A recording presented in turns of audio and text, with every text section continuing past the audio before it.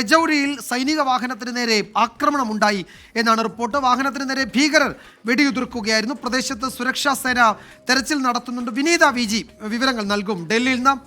അപ്പോൾ വിനീത, ഈ പ്രദേശത്ത് കൂടുതൽ ഭീകരരുണ്ടോ? ഇവർ ഈ സൈനിക വാഹനത്തിന് നേരെ വെടിയുതിർത്ത ശേഷം കടന്നു കളഞ്ഞല്ലോ.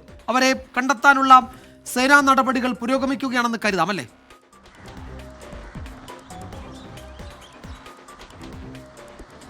തീർച്ചയായും വിജയകുമാർ, ഇതുമായി ബന്ധപ്പെട്ടുകൊണ്ടുള്ള നടപടിക്രമങ്ങളൊക്കെ തന്നെ പുരോഗമിക്കുകയാണ്. ഇന്ന് ഉച്ചയ്ക്ക് 1 മണിയോടുകൂടിയാണ് ഈ ആക്രമണം ഉണ്ടാകുന്നത്. രജൌരിയിലെ സബർബാനി മേഖലയിലാണ് ആക്രമണം ഉണ്ടായത്. ഈ സൈനികർ വാഹനത്തിൽ പട്രോളിംഗ് നടത്തുകയായിരുന്നു. ഇതിനിടയിലാണ് ഈ വെടി ഉതിർക്കുന്നത്. നമുക്കിപ്പോൾ ലഭ്യമായിരിക്കുന്ന റിപ്പോർട്ട് അനുസരിച്ച് ഏതാണ്ട് 2-3 റൗണ്ട് വെടി ഈ വാഹനത്തിന് നേരെ ഭീകരർ വെടി ഉതിർത്തു എന്നാണ് അറിയാൻ കഴിയുന്നത്. ഇതിൽ ആർക്കെങ്കിലും പരിക്കേറ്റിട്ടുണ്ടോ അല്ലെങ്കിൽ അതുമായി ബന്ധപ്പെട്ടുകൊണ്ടുള്ള മറ്റ് വിവരങ്ങളൊക്കെ തന്നെ ഇനി നമുക്ക് ലഭിക്കുകയുള്ളൂ. ഇതുമായി ബന്ധപ്പെട്ടുള്ള വിവരങ്ങളൊന്നും തന്നെ സൈനിക വൃത്തങ്ങൾ പുറത്ത് വിട്ടിട്ടില്ല.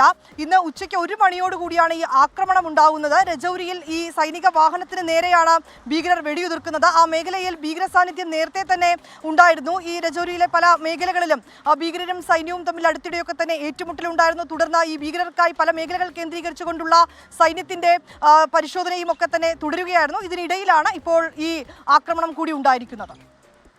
Okay, thank you Vineetha Viji.